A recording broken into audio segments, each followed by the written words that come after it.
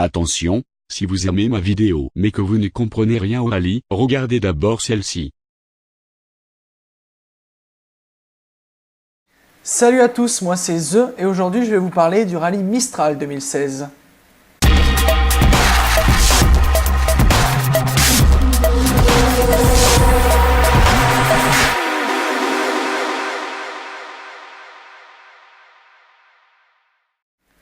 Alors avant de commencer, c'est pas la peine de vérifier vos enceintes ou n'importe quoi. S'il y a du bruit en fond, c'est tout simplement parce que ça fait 2 jours qu'il pleut et que du coup le fleuve qui passe en bas de chez moi est complètement déchaîné. Donc voilà, j'espère que vous entendez pas trop le bruit et que c'est pas trop gênant. Donc le rallye Mistral, c'est un rallye que je connais bien. Ça fait plusieurs années maintenant que je fais partie de l'organisation, que j'aide l'ASAEX à organiser ce rallye. Même si ces dernières années, bon, j'habite de plus en plus loin, donc c'est de plus en plus difficile pour moi de les aider.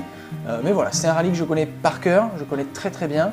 Et donc pour cette année, Thierry Aval, donc mon pilote du rallye de Fayence, voulait finir sa saison par un petit régional. Et donc son choix s'est posé sur le rallye Mistral. Donc exceptionnellement cette année, je ne suis pas dans l'organisation et je le fais en concurrent. Donc voilà, comme d'habitude, le rallye a commencé le dimanche précédent pour les reconnaissances. Donc évidemment, ça a été très rapide, il n'y a que 3 spéciales à reconnaître. Elles sont très courtes et sont les spéciales que je n'aime pas vraiment. C'est un profil qui ne me convient pas trop, donc c'est très court, c'est très rapide. Donc voilà, c'est un profil qui ne me convient pas vraiment. Mais bon, on fera avec, de toute façon, c'est pas moi qui conduis, donc c'est pas moi qui décide. Donc voilà, on fera avec, et puis je pense que c'est très difficile d'être très vite là-dedans. Donc le rallye commence comme d'habitude le samedi matin pour les vérifications qui sont passées sans aucun problème évidemment. Et très rapidement, ça c'est un très bon point, on n'a pas beaucoup attendu entre la fin des vérifications et le début du rallye. Et donc voilà, après une courte attente, on part pour la première spéciale. Donc petit passage par l'assistance avant, il n'y a évidemment rien à faire. Et donc on se retrouve dans la spéciale de Lançon, qui est donc la spéciale certainement la plus rapide du rallye. Très courte, très rapide, des grandes allonges. Et la spéciale se passe pas très bien, aucun problème, la voiture marche très bien, pas de souci. Mais voilà, mon pilote Thierry se sent pas très bien au volant, pas très à l'aise, pas en confiance. Et surtout, ce qu'il me confie à la fin de la spéciale, c'est qu'il est convaincu que cette première spéciale qui s'est mal passée présage un rallye qui va mal se passer. Donc j'essaie de le rassurer un petit peu comme je peux, et surtout j'espère que ça va pas être le cas et qu'il se trompe. Mais bon, on part quand même dans la deuxième spéciale qui a un profil un petit peu différent, avec une petite partie technique au départ, et ça se passe plutôt pas mal, malgré quelques glissades dans le technique avec les pneus froids. Voilà, on arrive à l'arrivée, mon pilote toujours pas content de lui. Donc voilà, le rallye continue quand même, c'est encore relativement long. Même si l'écart avec les précédents est quand même conséquent, c'est pas grave, on va continuer et puis s'amuser quand même, essayer de se mettre en confiance petit à petit, voilà. Donc on enchaîne avec donc un petit tour au parc fermé et une longue assistance. 1h30 d'assistance. Donc voilà, ça a des avantages quand même si c'est très long, on a beaucoup attendu, nous qui n'avions rien à faire sur la voiture. Donc voilà, je pense que quitte à attendre, autant que ce soit à l'assistance plutôt qu'au parc fermé. Là on est avec les mécaniciens, on peut se balader, voir l'un, l'autre, aller voir les collègues et tout.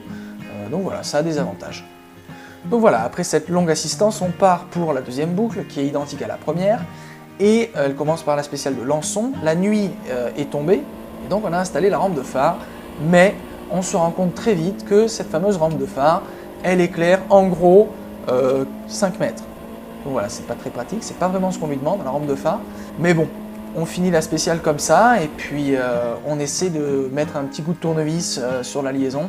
Heureusement, là pour une fois on était content qu'il y en ait un. On se retrouve devant un arrêt de course en arrivant à la spéciale de Coulou. Donc voilà, ça nous permet de régler correctement un petit peu notre rampe de phare. Puis voilà, on finit par partir dans cette spéciale de Coulou.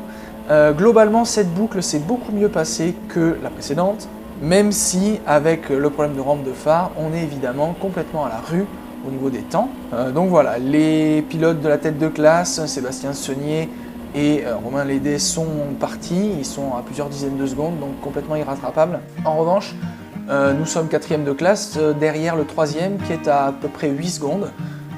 Donc voilà, Gabriel Grégoire, avec qui on s'était déjà battu à Fayence, qui nous avait laissé sa 3e place quand il avait abandonné sur la bosse.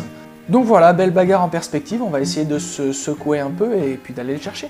Donc voilà, on rentre de cette boucle, on passe à l'assistance, qui se passe très bien, il n'y a pas grand chose à faire. Il y a juste au moment de fermer le capot, c'est-à-dire 2 minutes avant de pointer, on se rend compte du coup en fermant le capot qu'il y a un phare de la rampe de phare qui fait qui pend. Donc moi je pars à pied au pointage en priant pour qu'il puisse réparer et arriver à l'heure. Heureusement il arrive pile dans 5 minutes, donc on peut pointer à temps. Et on part direction le parc fermé. Donc voilà, plus d'1 heure d'attente, il commence à faire quand même frisquet, donc on se met au chaud avec les commissaires et puis on discute, on se raconte un petit peu nos vies. Et puis finalement on part pour le premier passage dans ma spéciale préférée du rallye, la Creed. Donc c'est la plus longue, c'est évidemment une spéciale qui est extrêmement célèbre puisqu'elle comprend la fameuse épingle de Gannet, c'est-à-dire un demi-tour complet, très très serré, qui est très célèbre pour les spectateurs. Et donc on part, on est motivé pour remonter sur Gabriel Grégoire. La spéciale se passe plutôt pas mal. Il y a à un moment donné un petit cafouillage dans les notes. Et donc du coup il me demande de changer la note, sauf que moi j'avais pas mon crayon dans la main. Donc du coup voilà, ça cafouille, je perds les notes d'après, enfin bref. Un petit cafouillage. Mais on fait quand même un bon temps, un temps vraiment pas mauvais. Et puis on part complètement à l'opposé, on retourne sur la spéciale de Lançon. Voilà, donc là avec une rampe de phare réglée et puis un pilote un peu plus en confiance, ça se passe pas trop mal du tout. Et puis donc à l'arrivée, on remonte sur Gabriel Grégoire, on lui reprend en quelques secondes. D'après nos calculs, on a 2 secondes de retard sur lui. Donc il reste une spéciale et il va falloir se donner pour pouvoir prendre la 3e place. Donc voilà, on passe dans la dernière assistance, évidemment toujours rien à faire, la voiture marche parfaitement. Il est presque minuit déjà, et donc on repart direction Rognes pour le dernier passage dans l'Acride. On part motivé, très motivé. On a un peu plus de 2 secondes à rattraper sur Gabriel Grégoire. Donc on est très motivé, on se fait quelques petites chaleurs, voilà, des freinages un peu tout droit, voilà. On se rendra compte d'ailleurs à la fin du rallye qu'en fait pendant toute la nuit on n'a pas du tout eu les bons pneus. On a eu des pneus médiums alors qu'évidemment avec le froid, la nuit et les spéciales très courtes il aurait fallu des pneus tendres. Donc voilà, ça explique aussi pourquoi on s'est fait 2-3 chaleurs sur des freinages.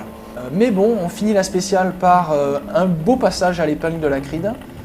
Et quand on arrive au point stop, on attend avec impatience le temps, le nôtre, et celui de Gabriel Grégoire. Et finalement il arrive, on gagne 2 secondes, et donc on prend la 3e place. Donc on est très content. Voilà, on est très content dans la voiture, on est très content quand on arrive au parc. On se félicite justement avec Gabriel Grégoire, son copilote. Donc voilà, ça a été une belle bagarre. C'était compliqué, mais voilà, c'était une belle course. Une belle course terminée donc sur le podium de la classe, encore une fois. Donc voilà, on se sépare pour la nuit, on va dormir chacun dans ses pénates.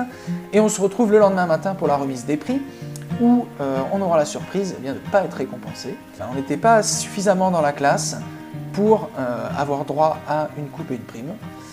Donc voilà, on est un petit peu déçus et comme on a tous les deux de la route, on décide de partir un petit peu plus tôt. C'est pas très grave, moi j'ai pu quand même voir tous mes amis de la ZAEX, que je remercie évidemment. Voilà, ça faisait très longtemps que je les avais pas vus, puisque maintenant j'habite loin.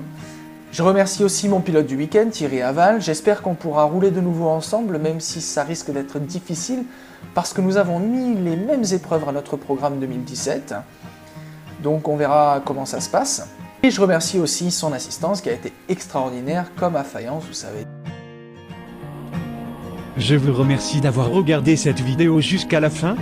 J'espère qu'elle vous a plu. Si c'est le cas, n'hésitez pas à la partager.